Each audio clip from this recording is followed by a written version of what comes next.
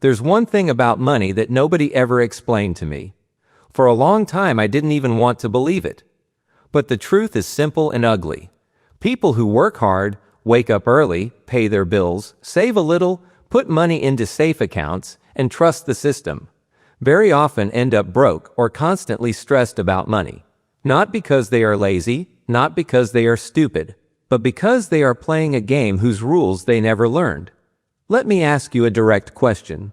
Have you ever had that feeling that no matter how much you work, the money just disappears? It hits your account, you pay rent, utilities, groceries, a few small things to enjoy life, and suddenly the balance is close to zero again. Maybe you even manage to save a bit, and then a tax bill arrives, the car breaks down, there's a medical invoice, a family emergency, and that little bit you saved is gone overnight. If you know that feeling, I get you. I was exactly there, and for a long time I thought it was my fault. I thought I just needed more discipline, less coffee, fewer treats, fewer stupid purchases. Only later I understood, the game itself is designed this way. From childhood, most of us are taught the same script. Go to school, get good grades, go to college, find a stable job, work hard, be responsible, pay taxes, get a mortgage, contribute to a retirement plan, save in the bank, avoid risk, and someday you'll have a safe and comfortable life. That's the official story. The unofficial result is different. You work for decades and still feel like you're on thin ice. I once stepped back and asked myself a brutal question. If I stopped working today, how long could I live on what I have right now? Not how long until the next paycheck. How long until I literally ran out of money? My honest answer scared me. I realized I had no real security at all. I didn't have financial stability. I had a job. A job is not security. A job is dependence. If one person or one company can send you an email and destroy your income, that's not security. At that moment, I saw that the problem wasn't only my habits. The problem was the model itself. I was taught to play the money game as a permanent employee and a consumer, not as an owner. There's another question that hit me even harder. How much money have you earned in your entire life so far? Add up all the paychecks, part-time jobs, freelance gigs, bonuses, side hustles. If you could see that total number, it would probably surprise you. Then compare it to how much you actually have right now. Not your credit limit, not your car, not your new phone. I mean how much you really own, your net worth. For most people, the gap between all I've earned and what I kept is huge. That gap is the price we pay for not knowing the rules of the game. For a long time, I believed the same things my parents and teachers believed. Study hard, get a good job, be loyal, save in the bank, don't take risks, trust pensions, trust the government, trust that big corporations and big banks know what they're doing. Someone close to me followed that script perfectly. Educated, intelligent, respected, with a stable career. Good employee, good citizen. They believed that a salary and a pension would be enough. They did everything right according to the old rules, and still ended up dependent on government support, with almost no financial freedom and a lot of quiet regret. That's when I understood something that hurt. They were not a failure. They were simply playing the wrong game. When you play the wrong game, it doesn't matter how hard you try. You just get tired faster. I also realized how little we are told about what actually happens to our safe money. We are told that cash in the bank is security, but inflation quietly eats its buying power year after year. Governments print new money, prices rise, and your savings can buy less and less. Banks take your deposits, use them to make money for themselves, and in return, you get interest that often doesn't even keep up with rising costs of living. So while you feel safe seeing a number on your account, in real terms, that number is slowly melting. At the same time, the modern system pulls you into debt from every angle. Store credit cards with small discounts today if you apply right now. Buy now, pay later everywhere. Credit cards with points, miles, and cash back. Car loans that let you drive something bigger than you can truly afford. Student loans that can follow you for years. Phone upgrades in installments. subscriptions that quietly renew every month. Individually, each thing looks normal. Together, they build a life where your paycheck is pre-spent before it even arrives. And there's a cruel twist. Very often, the people who love us the most are the ones who pass on the most dangerous money beliefs. Parents, grandparents, teachers, colleagues, they honestly want us to be safe. They repeat what they were told. Be grateful for a steady job. Don't rock the boat. Don't risk too much. Pay your mortgage. Save in a retirement account, and things will be fine. But the world changed. The rules did not. I remember the day when it finally hit me emotionally. I was staring at my online banking, scrolling through transactions, and suddenly it felt like I was chasing something I could never catch. I thought if I lost my job today, how long could I last? The honest answer was, until the next bill.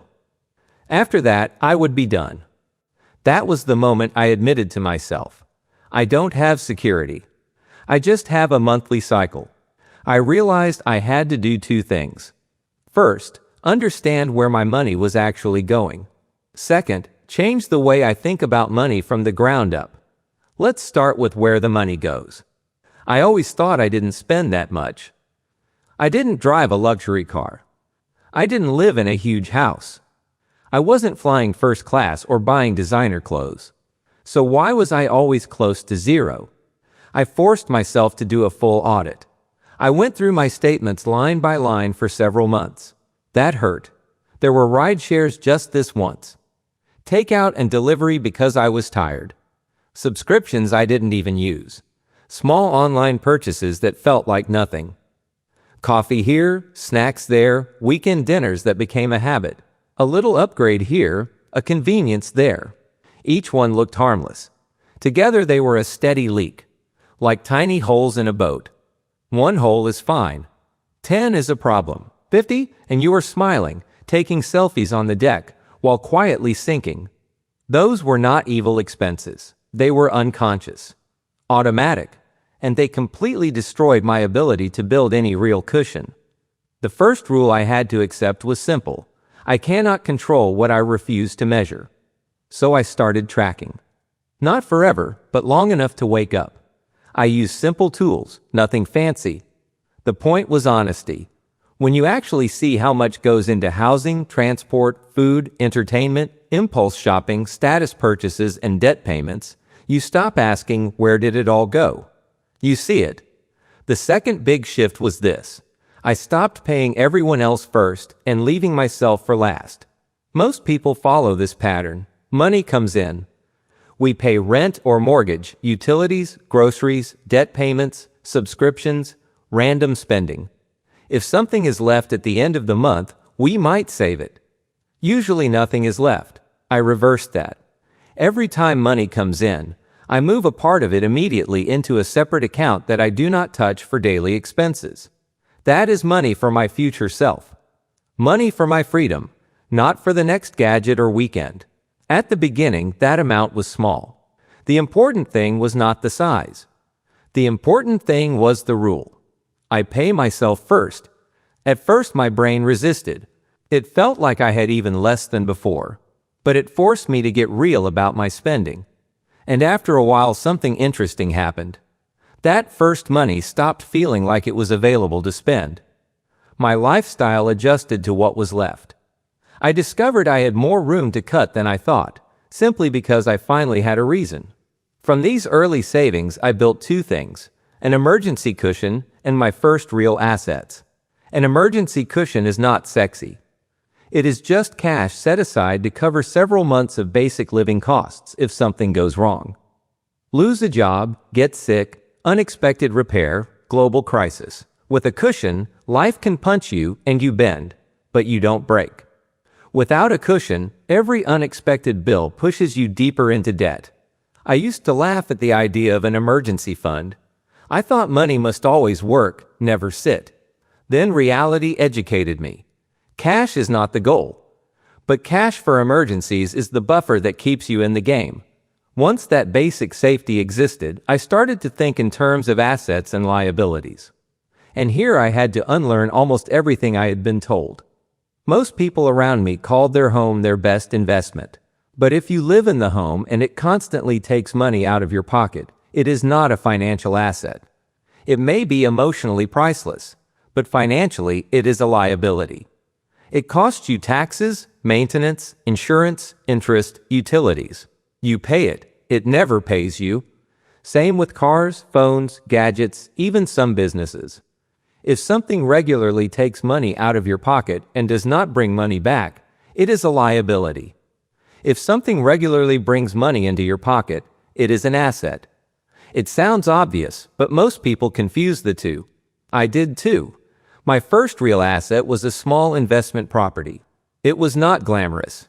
I did not pay for it with cash. I learned, I studied, I made mistakes. At one point, I even paid for an investing course with a credit card because I literally had no spare cash and no one to help me. I am not saying this is a strategy everyone should copy. For me, it was a line in the sand. I understood that if I did not learn, I would stay in the paycheck race forever. When I finally bought that rental, something shifted. The rent I received from the tenant was higher than the mortgage payment and the other costs. That meant someone else was effectively paying off the property for me, and there was still something left every month. For the first time in my life, money started working for me instead of the other way around. Was it perfect? No. I underestimated some expenses, overestimated some income, and made plenty of rookie mistakes. But I finally understood why wealthy people just keep getting wealthier. They do not rely only on salary. They collect assets that quietly pay them month after month. From there, I went deeper into financial education. I studied not only motivational content, but actual mistakes. My own and others. I saw how easy it is to fall in love with hype. I bought hot stocks because everyone on social media talked about them.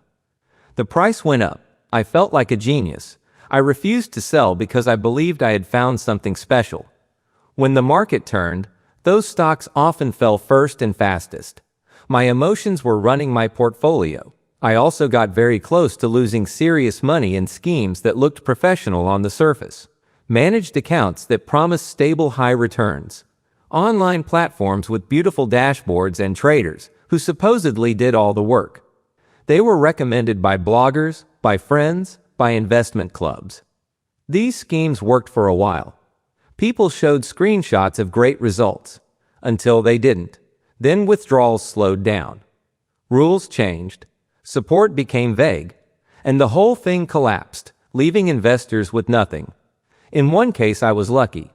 I saw small warning signs early, asked a lot of questions, and pulled my money out while most people were still calm. Others waited, hoping things would return to normal. They lost everything. That was not intelligence. That was just me learning to act fast when something smells wrong. From that period, I took a few expensive but priceless lessons. If I cannot explain in simple language how an investment makes money, I do not touch it. If I only understand the marketing, not the mechanics, I am the product. If a platform or manager starts delaying payments, changing terms, or asking me to be patient, I do not wait and see.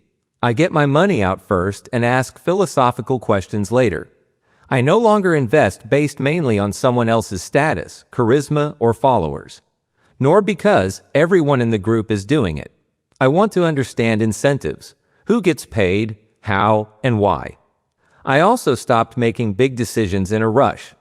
Any opportunity that comes with pressure like, this is the last chance, you must decide today, is automatically suspicious.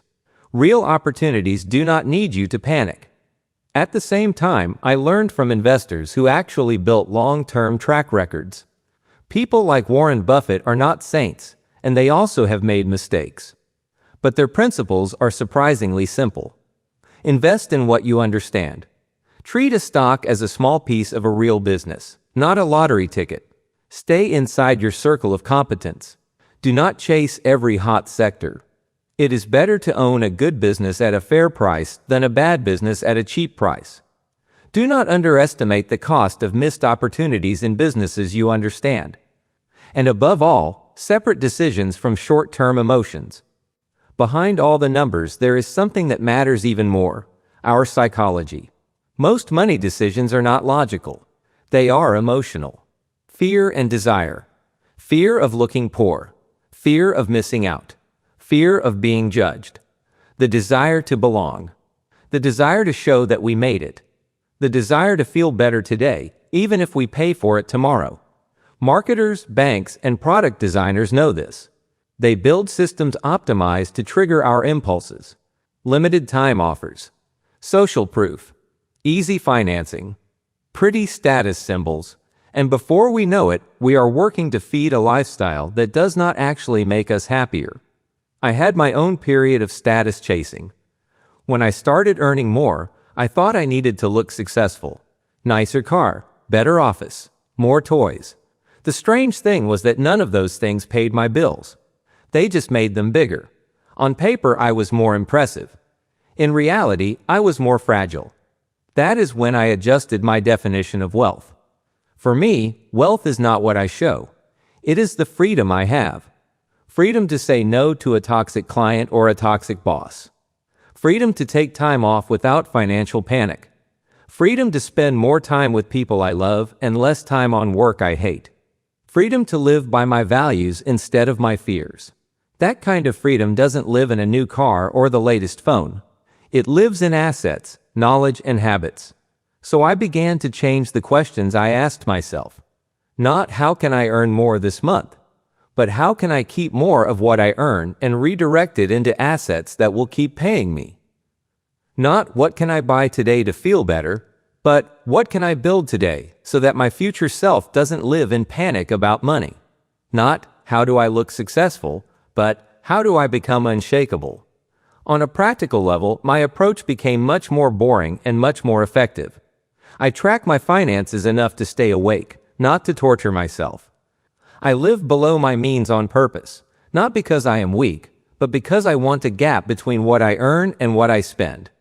That gap is where freedom is built. I pay myself first. A part of every paycheck or income goes into my future instead of disappearing into the present. I keep an emergency cushion so that one bad month doesn't erase years of progress. I focus on buying assets that send me money, not just things that send me a bill. I use debt carefully and only when it helps me acquire or build real assets with a clear plan, not just to consume more. I invest only in what I understand reasonably well, and I accept that I will never catch every opportunity. I don't chase all of them, I choose. I keep learning from people who are actually in the arena, not just talking about it. And I try to build at least one source of income that does not require my constant presence. It doesn't have to be huge. It can be rental income, online products, dividend-paying funds, a small business that can operate without me for a while. The size is less important than the idea. Money coming in even when I'm not actively working. If you are still listening, you probably already feel that something in the old script doesn't work.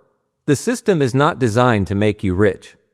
It is designed to keep you busy. The good news is that once you see the game, you cannot completely unsee it. So here is the question I want to leave you with. Right now, do you wake up every day to work for money? Or do you already have at least some money that works for you? If your honest answer is still, I work for money, that is not a shame. That is just your starting point. What would be a shame is to stay there forever now that you know better. Your next step does not have to be big. It has to be real. Do a brutally honest review of where your money actually goes. Cut the leaks that do nothing for your long-term happiness. Start paying yourself first, even if the amount is tiny. Build a small emergency cushion. Learn about money and investing as seriously as you once learned your job. And in the next month, do at least one concrete thing that moves you closer to your first real asset or your first little stream of income that isn't tied to your daily hours. Once you experience even a small amount of money working for you instead of against you, the game changes. You start seeing opportunities where before you only saw prices. You stop being just a worker in the system and slowly become a player in the system. And from there, every smart decision, every new skill, every new asset is another step out of the invisible cage. If you want to go deeper into the practical side of this, how I choose investments now, the mistakes I still make, and the exact tools I use to manage all of this, Just move on to the next video. I'll do my best to make sure that by the time you finish it, you are at least a little bit stronger, wiser, and freer than you are right now. Thanks for watching. Please like if you found this helpful, leave a comment, be sure to subscribe, and share this video. You can find useful links in the video or channel description. See you soon.